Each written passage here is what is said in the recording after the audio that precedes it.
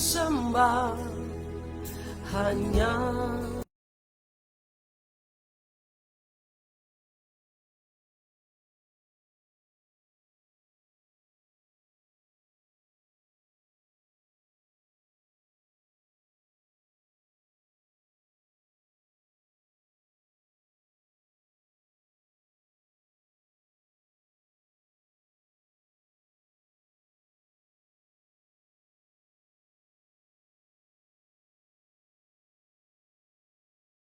yang ku puja, hanya Yesus yang ku sanjung, hanya Yesus, sebab Kau Allahku.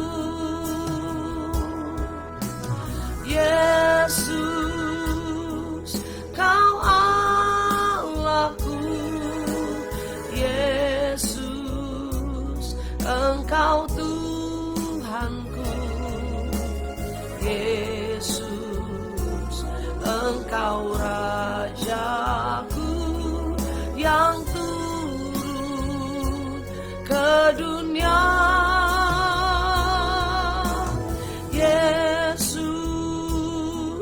ku sembah Kau, curahkan Roh Kudus-Mu. Kini aku menyembah, masuk hadirat-Mu.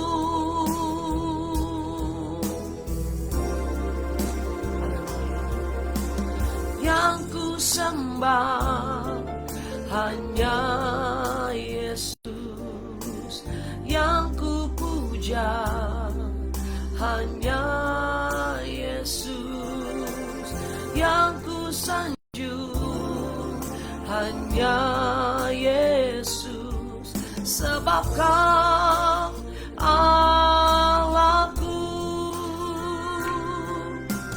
Yang ku sembah hanya Yesus, yang ku puja hanya Yesus, yang ku sanjung hanya Yesus, sebab Kau Allahku. Amin. Yesus, Kau Allahku.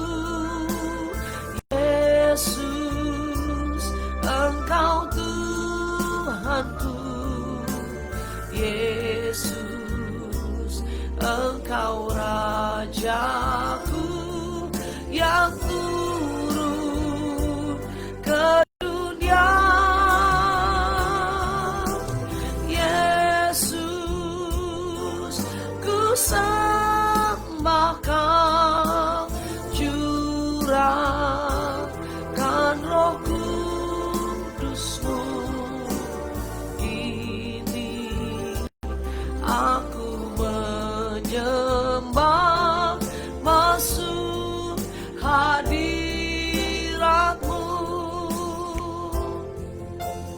Kini aku menyembah, masuk hadirat-Mu.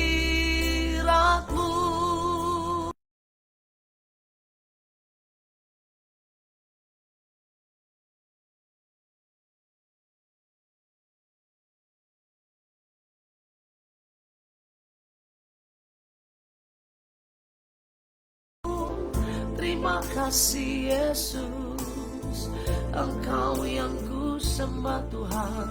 Terima kasih Bapa, Kau ku puja,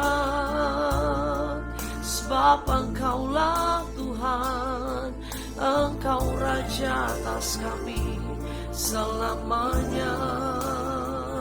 Terima kasih Yesus, terima kasih Tuhan. Terima kasih Tuhan Yesus, terima kasih Bapa. Sungguh Engkau Bapa yang baik, Engkau Bapa yang kami puja, kami sembah. kami sanjung untuk selama-lamanya. Terima kasih Tuhan, di hari yang baru yang Tuhan berikan buat kami. Kami mau kembali ada dalam persekutuan dengan Tuhan. Karena kami tahu tanpa Tuhan kami tidak dapat berjalan sendiri. Tanpa Tuhan kami tidak mampu melakukan apapun. Tetapi bersama dengan Tuhan kami cakap lakukan perkara-perkara yang luar biasa. Berfirman buat kami buka hati kami di dalam nama Tuhan Yesus. Haleluya. Amin. Haleluya. Amin. Shalom saudara dikasih.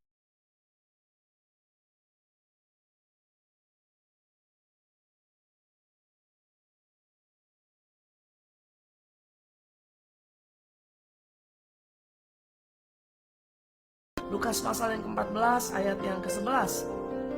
Sebab barang siapa meninggikan diri, ia akan direndahkan, dan barang siapa merendahkan diri, ia akan ditinggikan. Haleluya. Firman Tuhan ini seringkali kita baca, ini adalah satu percakapan Yesus ketika Yesus melihat bahwa banyak tamu undangan, saudara. Tuhan mengingatkan dari hal kecil bahwa kalau engkau mau duduk, ketika engkau diundang, jangan duduk di bangku yang terhormat di paling depan, tapi duduklah di paling belakang. Karena siapa tahu ketika engkau duduk di paling depan, ada orang yang lebih terhormat yang akan datang, sehingga kita malu kalau dipindah ke belakang, saudara. Tetapi waktu kita duduk di paling belakang, kita ada dan maju ke barisan yang paling depan, maka itu adalah tempat yang kita bisa terima, saudara dikasih Tuhan. Dan firman Tuhan dikatakan bahwa apabila engkau diundang, pergilah dahulu ke tempat yang paling rendah. Di ayat yang sebelumnya, mungkin tuan rumah akan datang dan berkata kepadamu, sahabat, silakan duduk di depan. Dan dengan demikian engkau akan menerima hormat di depan mata semua tamu yang lain. Saudara, Yesus sedang mengingatkan bahwa tempat yang belakang, tempat yang mungkin orang pikir rendah, itu bukanlah sesuatu yang hina, bukanlah sesuatu yang rendah. Karena dari tempat yang rendah itu akan memungkinkan kita untuk kita mendapatkan tempat yang terhormat. Dan ayat yang ke-11 ini menjadi pegangan kita hari ini. Sebab barang siapa meninggikan diri, ia akan direndahkan, dan barang siapa merendahkan diri, ia akan ditinggikan. Dan saudara kasih Tuhan, secara naluri setiap manusia punya keinginan atau punya sesuatu rasa bahwa ketika dipuji itu senang sekali. Punya perasaan waktu dipuji, waktu ditinggikan, waktu dia dieluk-elukan adalah satu hal yang sangat menyenangkan. Atau secara naluri ya, bahwa manusia pengen dipuji, maunya diperhatikan, maunya diprioritaskan, kemudian maunya dihargai, maunya dipentingkan, saudara. Nah, saudara dikasih Tuhan, kebalikannya bahwa manusia itu gak suka direndahkan, gak suka disepelekan, gak suka gak diperhitungkan. Waktu dia dianggap, waktu dia diperhitungkan, ya kan, wah ini orang cocok, ini orang bisa masuk dalam kepanitiaan, atau ini orang bisa masuk, kita libatkan dalam hal-hal yang besar. Rasanya senang sekali, setiap kita pasti begitu ya. Kita senang sekali ada di posisi-posisi yang baik. Itu naluri, saudara, itu alamiah. Nah, seringkali kita nih yang bahaya adalah manusia itu pengennya meninggikan diri sendiri. Ini yang bahaya, ya kan? Maunya di tempat yang tinggi, tapi maunya instan, maunya dengan cara yang nggak baik, saudara. Nah, di zaman yang saat ini kita jarang sekali menemukan orang yang sangat rendah hati, atau sulit sekali menemukan orang yang punya hati yang rendah hati. Seringkali kita menemukan orang, bertemu dengan orang-orang yang malah sombong, senangnya meninggikan diri, menceritakan tentang dirinya, kehebatannya, kebanggaannya, atau kesuksesannya. Jarang sekali orang yang ada sih, masih ada lah ya. Dan saya mau itu di antara kita, saudara. Amin. Saudara dan saya, kita belajar hari ini bagaimana kita mau punya kerendahan hati. Karena ini perintah Tuhan. Firman Tuhan bilang, sebab barang siapa meninggikan diri, ia akan direndahkan. Barang siapa merendahkan diri, ia akan ditinggikan. Yesus sedang mau bilang bahwa kerendahan hati itu adalah sesuatu yang penting. Karena ketika engkau rendah hati, waktunya Tuhan akan tinggikan kita. Tetapi sebaliknya, kalau kita tinggi hati, waktunya Tuhan akan rendahkan kita. Nah, saudara, kebanyakan orang saat ini gak suka rendah hati, senangnya sombong, karena merasa bahwa kerendahan hati itu identiknya dengan kelemahan. Kerendahan hati itu identiknya dengan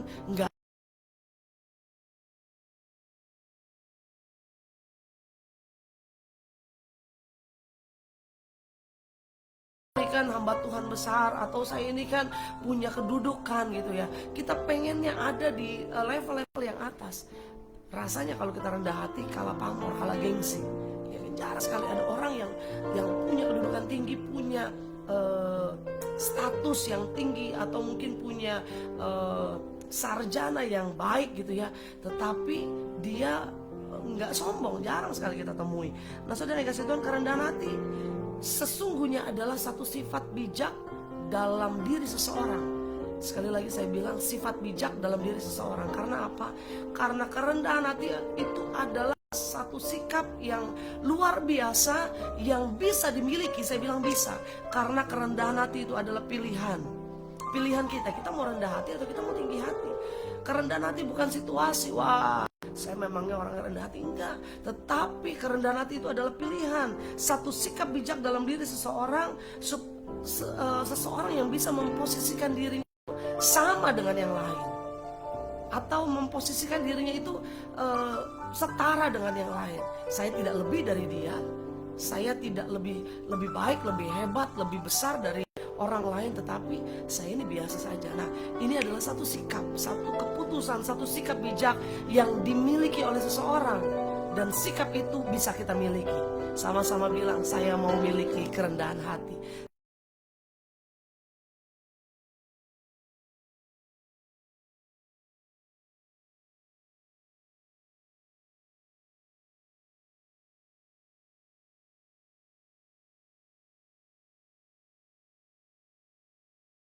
Adalah sifat atau sikap yang diteladani oleh Tuhan Yesus. Firman Tuhan dalam Filipi pasal yang kedua, saya akan bacakan ayat yang ke-6, dikatakan gini, yang walaupun dalam rupa Allah tidak menganggap kesetaraan dengan Allah itu sebagai milik yang harus dipertahankan. Artinya dia bisa mempertahankan itu. Dia tidak mempertahankan itu, melainkan apa yang dilakukan Yesus, melainkan telah mengosongkan dirinya sendiri dan mengambil rupa seorang hamba dan menjadi sama dengan manusia. Bahkan dalam keadaan sebagai manusia, ia telah merendahkan dirinya dan taat sampai mati, bahkan sampai mati di atas kayu salib. Di kayu salib itulah sebabnya Allah sangat meninggikan dia dan mengaruniakan kepadanya nama di atas segala nama. Kerendahan hati sudah diteladankan oleh Yesus. Dia yang adalah rupa Allah, dia datang dari surga. Sebetulnya dia bisa menyombongkan diri, dia sangat bisa, dia Allah itu sendiri. Dan ternyata dia tinggalkan itu semua, dia merendahkan diri dan taat sampai mati. Merendahkan diri bukan hanya merendahkan diri, dia taat, artinya dia tunduk, dia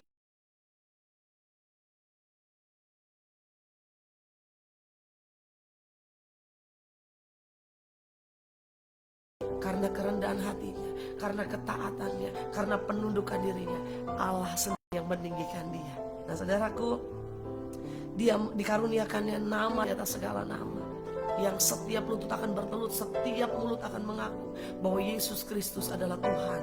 Haleluya. Nah saudara, kita mau belajar hari ini, apa sih tanda orang yang memiliki kerendahan hati? Ini ada tandanya saudara, dan kita mau belajar, kita mau miliki itu saudara. Yang pertama, tanda orang yang memiliki kerendahan hati adalah, yang pertama, dia menghargai kelebihan atau keberhasilan orang lain. Nah ini dia, kita seperti itu enggak?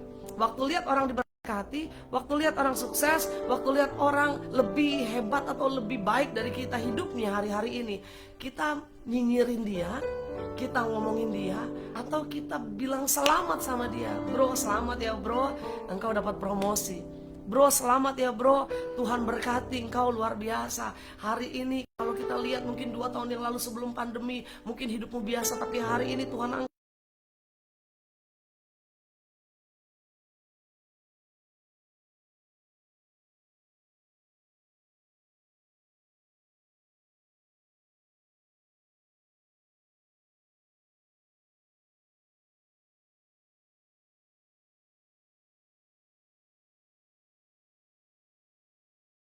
Mana tuh ya korupsi di mana dan sebagainya.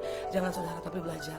Yang pertama, orang yang memiliki kerendahan hati, tandanya dia menghargai, dia mengakui orang lain lebih berhasil, orang lain lebih diberkati. Nggak apa-apa, karena kita tahu bahwa kita ada waktunya Tuhan memberkati kita, ya kan? Ada waktunya berkat Tuhan itu ada sama kita. Kalau orang lain saat ini diberkati, kita berdoa, Tuhan, kalau hari ini dia diberkati nggak apa-apa. Yang penting saya mau tetap punya kerendahan hati. Yang mau rendah hati katakan amin. Yang kedua, tanda yang dimiliki orang yang memiliki kerendahan hati. Yang kedua adalah dia berani mengakui kesalahan. Nah ini dia. Ini yang susah saudara.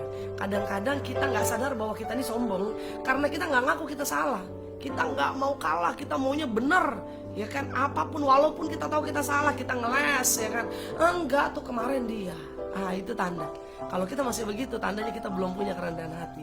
Tapi waktu kita bilang sama Tuhan hari ini nih, di morning devotion ini Tuhan ingatkan, ayo rendah hati, karena ada saatnya Tuhan akan tinggikan kita. Berani mengakui kesalahan. Tuhan, saya emang salah kemarin. Atau ngakui kesalahan sama suami kita, ya kan, sama istri kita, sama anak-anak kita. Ya mama memang salah ya, maafin mama ya. Pak, ya mama memang kemarin salah ngomong. Pak, mama memang kemarin salah ambil keputusan. Atau suami-suami, maafin papa ya, papa memang kemarin salah ambil langkah. Berani mengakui kesalahan itu tanda atau ciri orang yang rendah hati. Saudara dikasih Tuhan, jangan karena gengsi orang gak mau ngaku kesalahannya. Woi, gue kan gengsi, gue suami ya kan. Atau saya kan gengsi kalau saya ngaku, saya ngakui salah atau saya minta maaf gitu ya. Waduh, harga diri saya, harga diri masih tinggi karena gengsi. Tetapi hari ini kalau Tuhan mau bekerja dalam hidupmu, engkau mau diubahkan Tuhan, dipakai Tuhan, Tuhan mau kita lewati hal-hal dahsyat dalam hidup kita, miliki kerendahan hati, berani mengakui kesalahan. Firman Tuhan dalam Amsal 28 ayat 13 berkata begini, siapa menyembunyikan pelanggarannya tidak akan beruntung, tetapi siapa mengakuinya dan meninggalkannya akan disayangi. Nah ini dia, siapa yang mengakui akan beruntung. Hari ini kalau engkau pernah melakukan kesalahan, ataupun saya pernah melakukan kesalahan, akui itu, karena itulah janji Tuhan, kita akan beruntung. Tetapi siapa mengakui dan meninggalkannya akan disayangi. Yang menyembunyikan pelanggaran tidak akan beruntung. Kalau kita nggak mau ngaku, kita simpan kesalahan kita gengsi, kita tidak akan beruntung. Tetapi kalau kita mengakui, kita akan disayang. Siapa yang mau disayang Tuhan? Bilang sama-sama atau tulis di chat, saya mau disayang Tuhan. Amin, saya mau disayang Tuhan. Sehingga kita harus memiliki kerendahan hati, berani mengakui kesalahan. Ayo, yang sekarang punya kesalahan, telepon suaminya, WA suaminya atau WA istrinya, WA anak-anak, bilang, aku minta maaf, mama minta maaf, papa minta maaf. Akui kesalahan. Itu nggak merendahkan harga diri kita, tapi janji firman Tuhan, Tuhan akan tinggikan kita. Amin. Yang ketiga, yang terakhir, tanda orang yang memiliki kerendahan hati, dia mau diajar.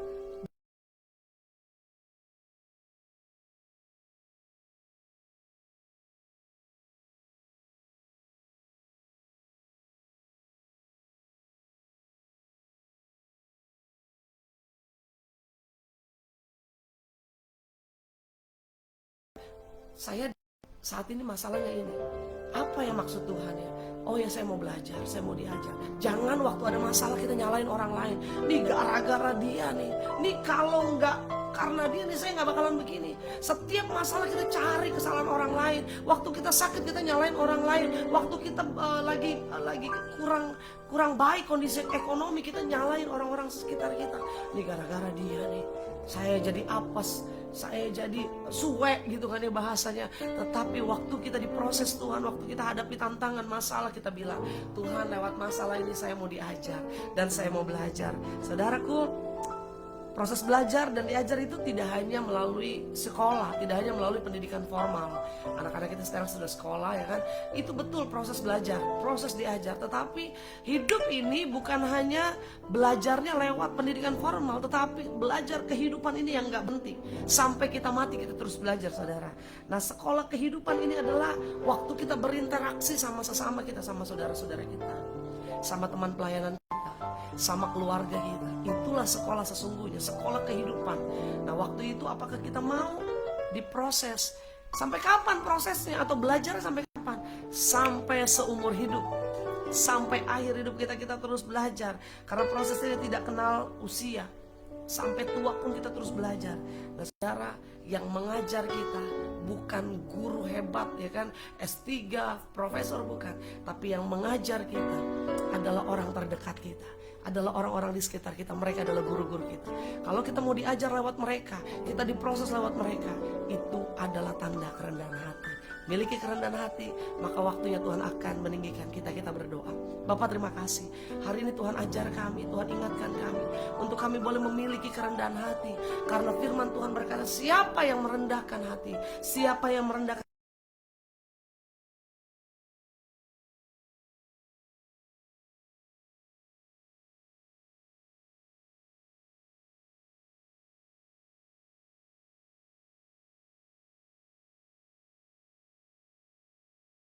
rendah hati, orang yang mau menghargai, mengakui kelebihan orang lain, orang yang gentle. Waktu orang lain diberkati, kami mau berkata selamat. Dan kami mau berkata, kami gak iri terhadap orang itu. Dan selanjutnya Tuhan, biar kami mau mengakui kesalahan kami. Kami mungkin selama ini egois, kami gak mau ngakuin kesalahan, kami sombong. Tetapi hari ini lewat firman-Mu Tuhan ingatkan bahwa kami sadar, kami ini banyak kelemahan, kami ini banyak kekurangan. Dan tanpa Tuhan, kami tidak akan pernah bisa diubahkan Tuhan. Dan yang terakhir Tuhan, kami mau belajar lewat proses kehidupan, lewat sekolah kehidupan yang setiap hari kami jalani.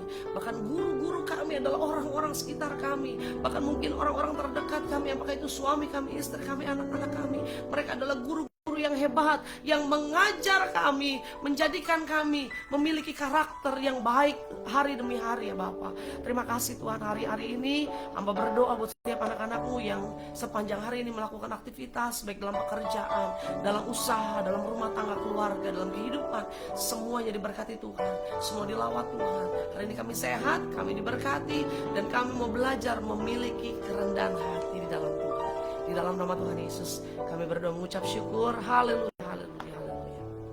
Amin. Selamat berjalan dalam janji dan berkat Tuhan yang hari ini. Miliki kerendahan hati, Tuhan Yesus memberkati.